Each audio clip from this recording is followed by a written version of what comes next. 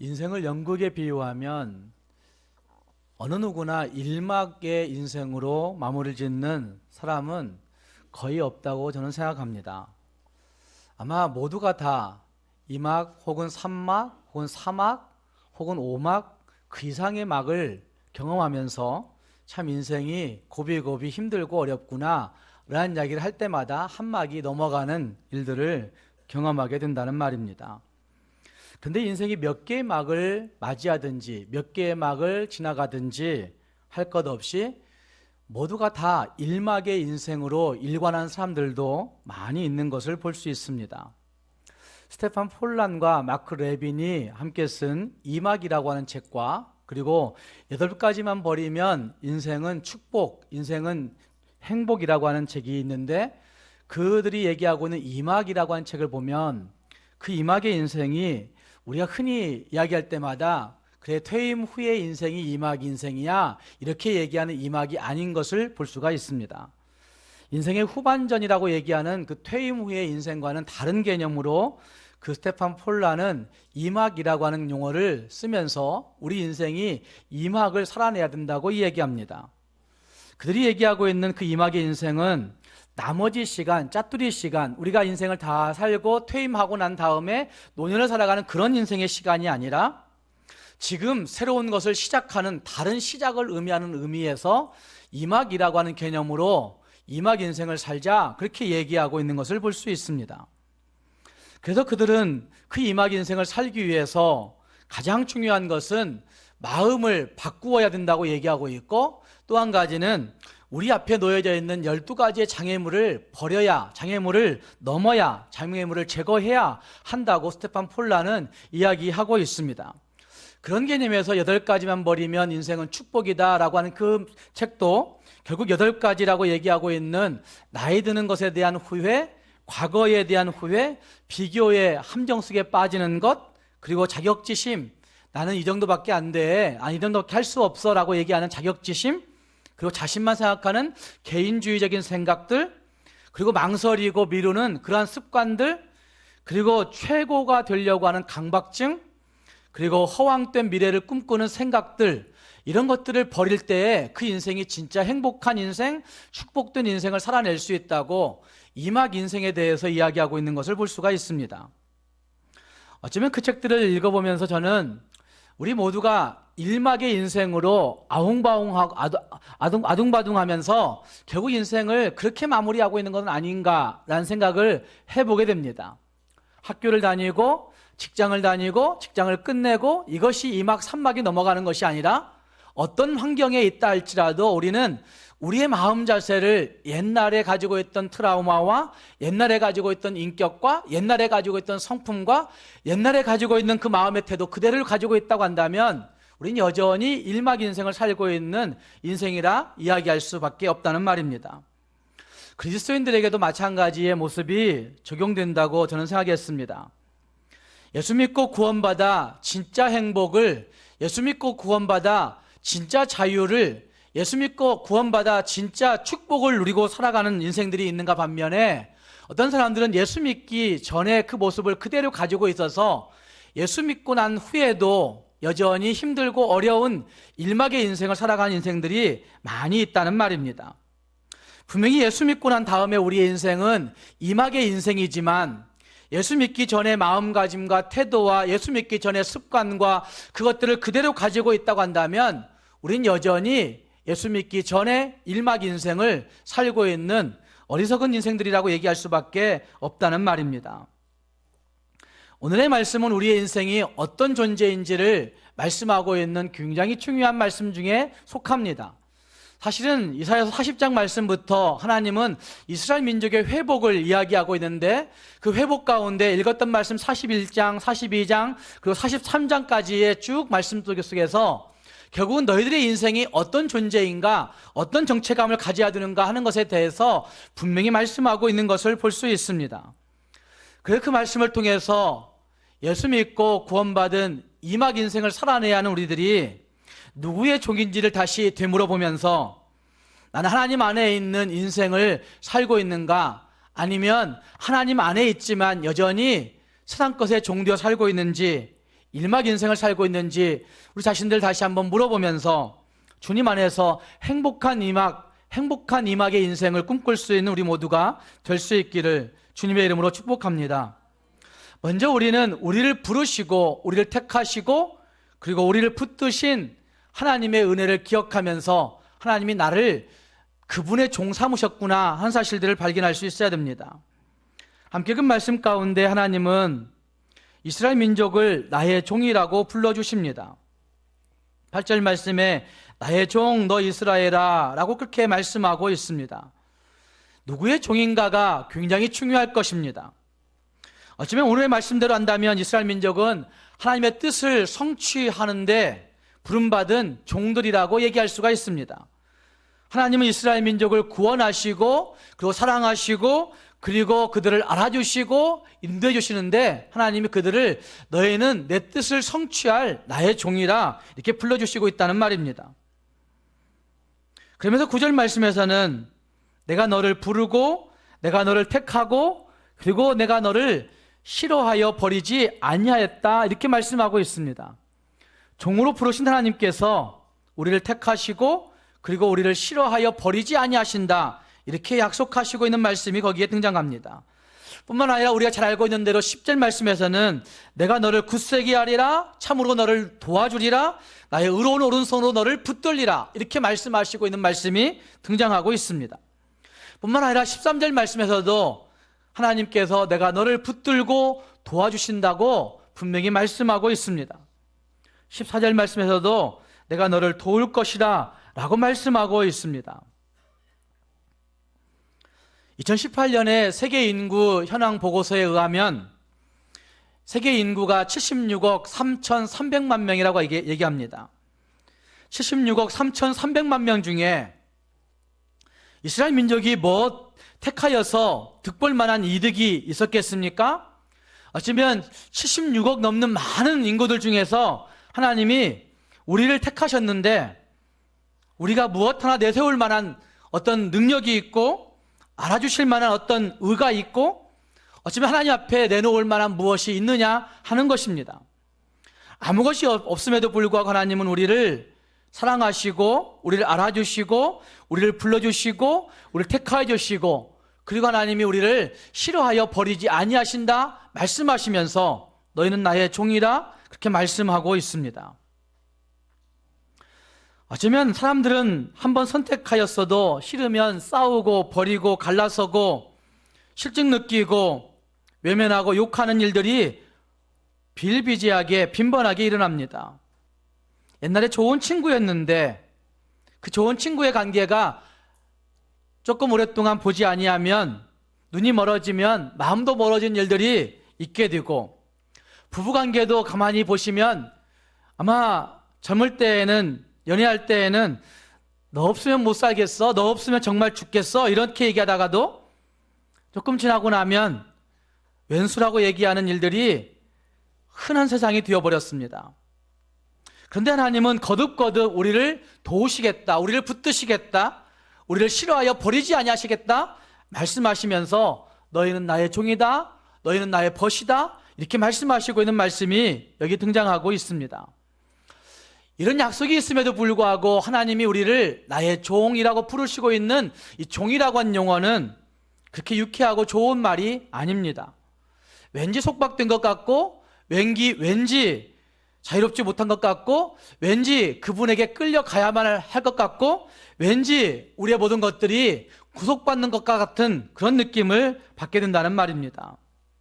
특히나 우리나라에서도 옛날에 동네에서 한두 집은 종을 부리는 집들이 있었습니다. 그래서 종살이하는 모습을 본 기억들이 있는 사람들에게는 그 종 정말 지긋지긋한 종인데 왜 하나님은 나를 하필이면 종이라고 말씀하시는가, 우리가 하나님의 종이라고 말씀하시는가 이런 생각들을 하면서 종이란 말이 도무지 납득되지 않는 사람들이 많이 있을 것입니다.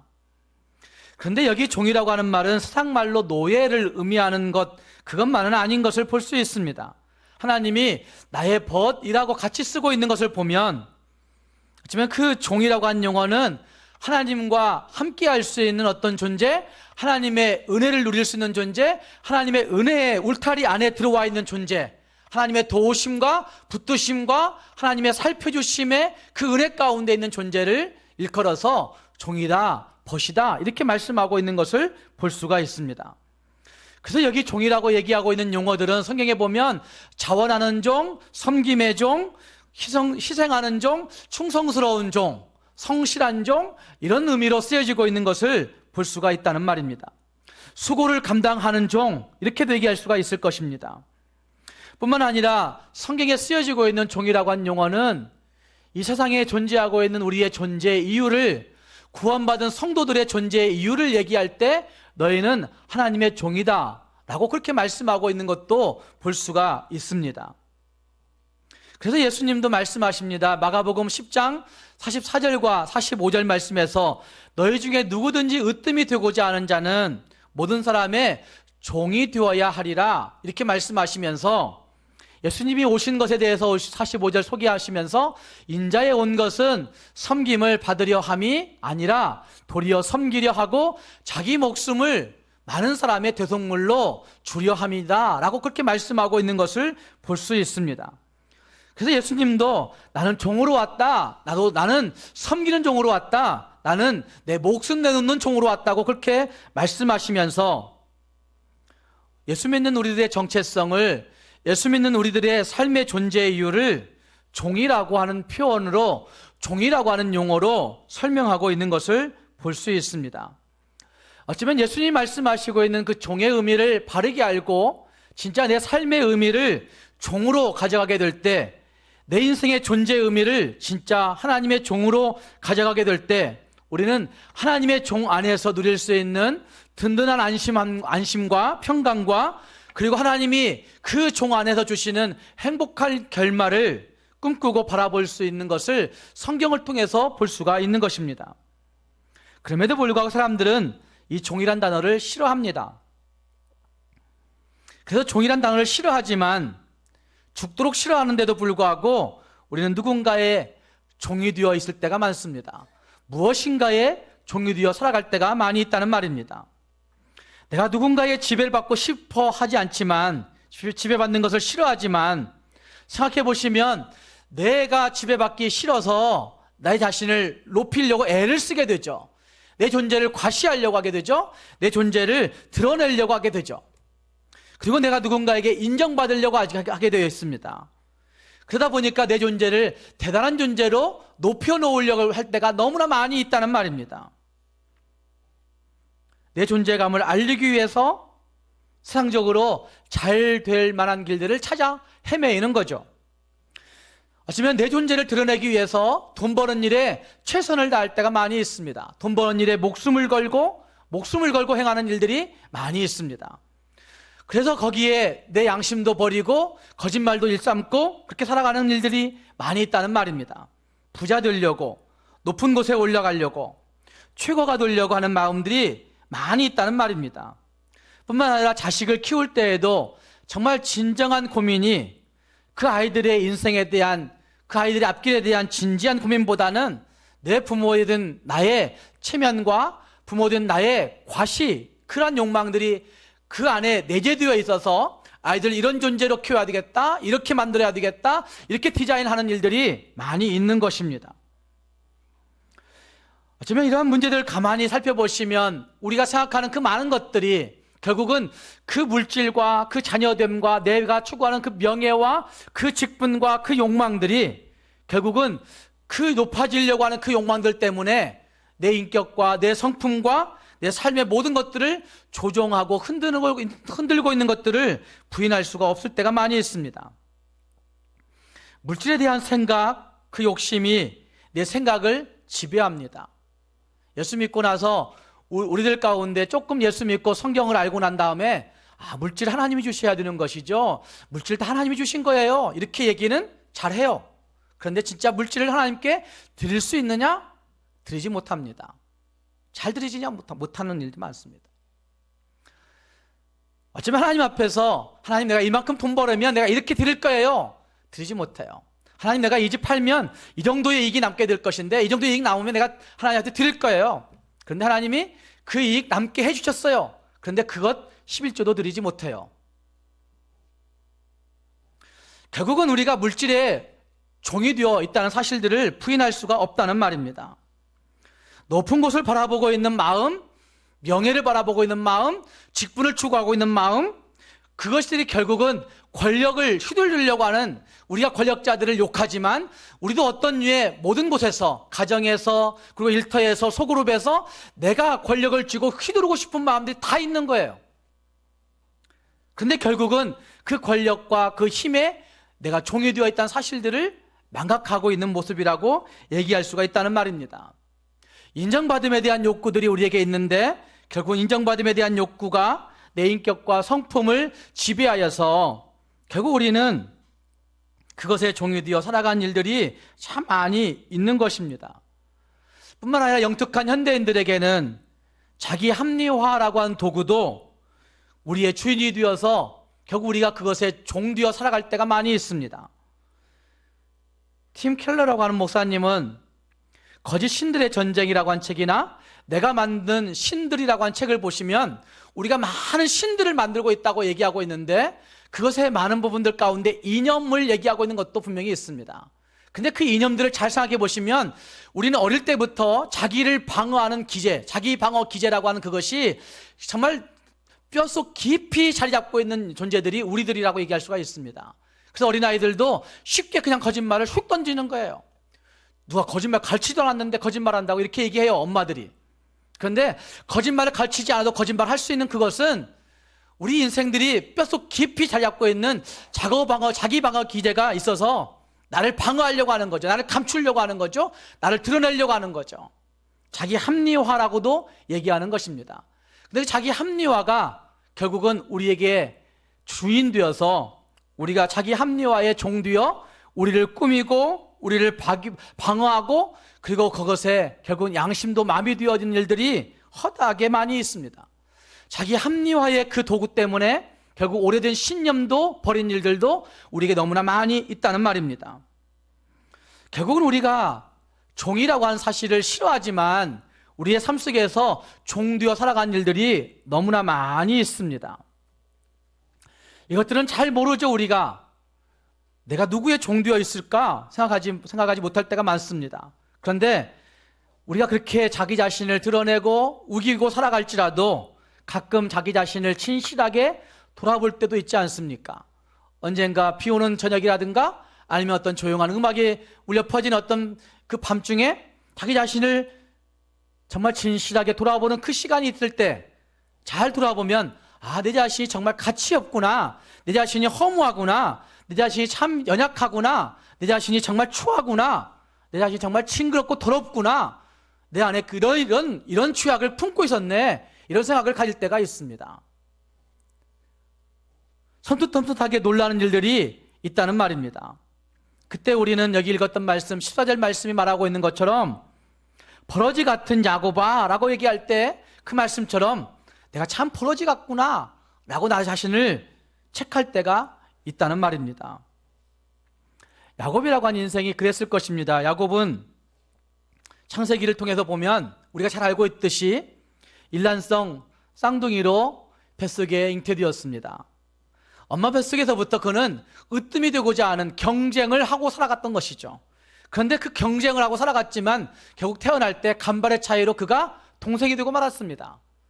그냥 그때부터 그는 그 안에서 내가 좀 형님을 좀 이겨봐야 될 텐데, 내가 좀 복을 좀 더 받아야 될 텐데, 내가 좀 잘 되어야 될 텐데 라고 하는 그 욕망 때문에 결국 그 욕망이 이끄는 대로 살다가 형님에게 사기치고, 좋은 말로 속였다 이렇게 얘기하지만 형님에게 사기치고, 그리고 아버지를 속이고, 아버지의 노안을 이용해서 아버지를 속이고, 그리고 하나님의 이름까지 이용해서 복을 쟁취하려고 자기 욕심을 채웠던 인생이 야곱이었죠. 그런데 그렇게 자기 욕심을 채우다가 결국은 그것으로 말미암아 형과 원수가 되고 더 이상 한 집에 살 수 없게 되어서 결국 도망치게 됩니다. 그리고 허허벌판의 광야에서 찬잇을 맞으면서 돌베개를 베고 잤던 야곱이라고 그 창세기 28장을 보면 등장합니다. 아마 광야 허벌판에서 그 찬잇을 맞으면서 돌베개 베고 있을 때 그의 인생이 어떠했을 것인가 한번 생각해 보십시오.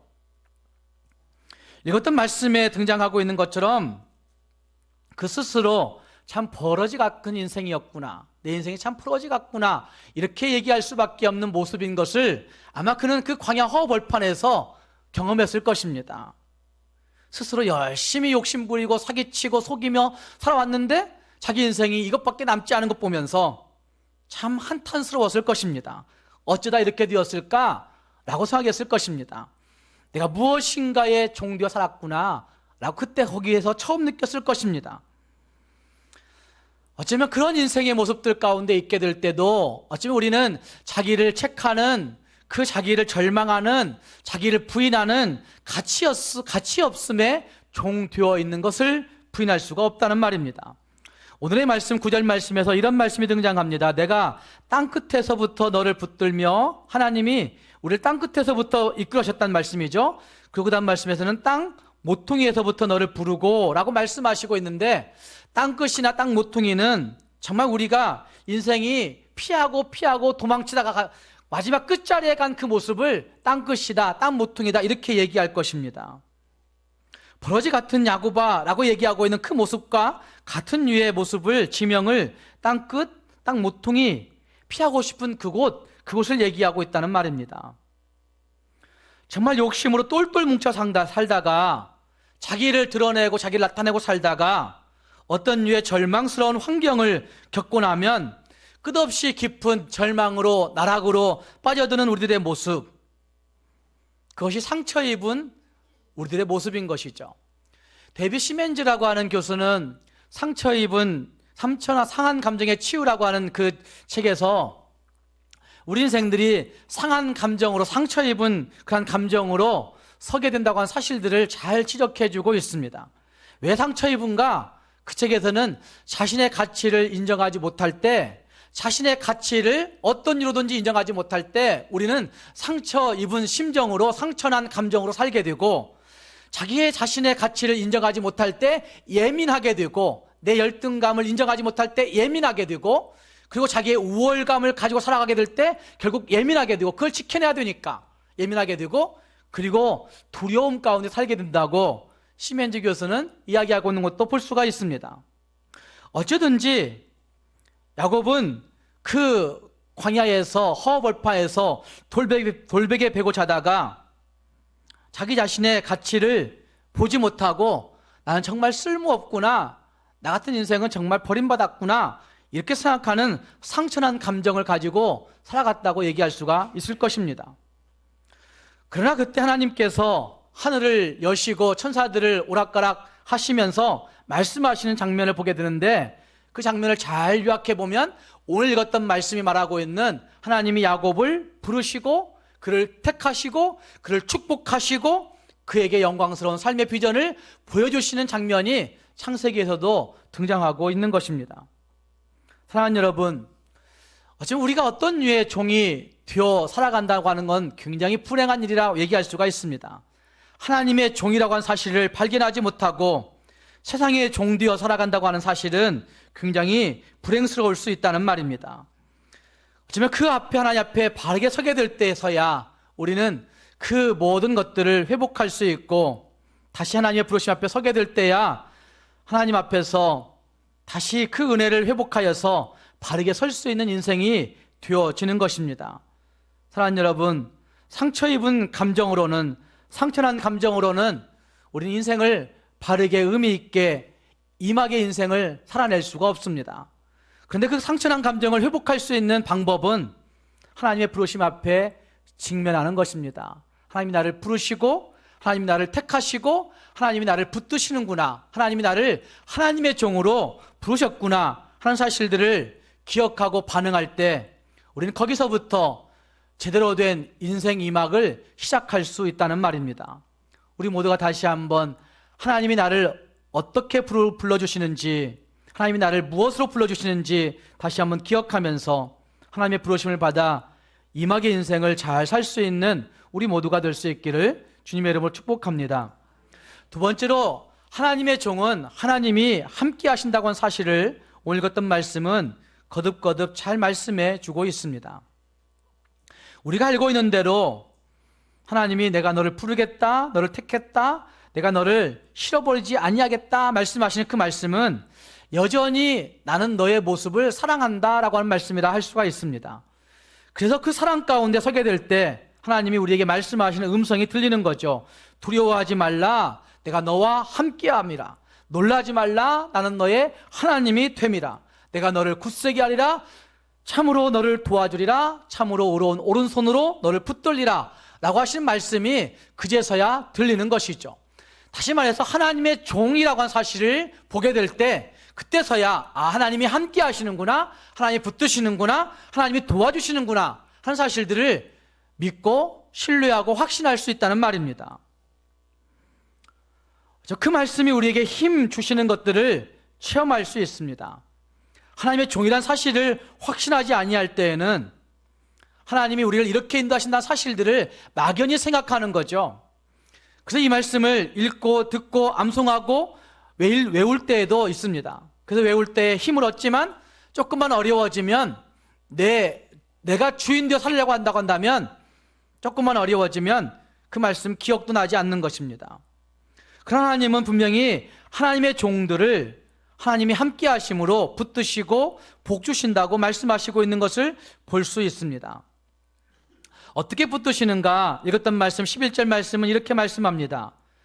10절 말씀에 붙들린다 말씀해 놓고 11절 말씀에 이렇게 말씀합니다. 보라, 내게 노하던 자들이 무엇을 당할 것이요? 수치와 욕을 당할 것이요. 너를 힘들게 하고 괴롭히던 자들이 겨우 수치를 당할 것이다. 이렇게 말씀하고 있고, 그 다음 말씀에 또 말씀하죠. 너와 다투는 자들이 아무것도 아닌 것 같이 될 것이며 결국 무엇 당해요? 멸망. 내 원수들이 하나님이 그들을 멸망시키시겠다 말씀하시고, 12절 말씀은 네가 찾아도 너와 싸우던 자들을 뭐해요? 만나지 못할 것이요. 열심히 찾아보세요. 여러분들의 원수들이 어디 있는가?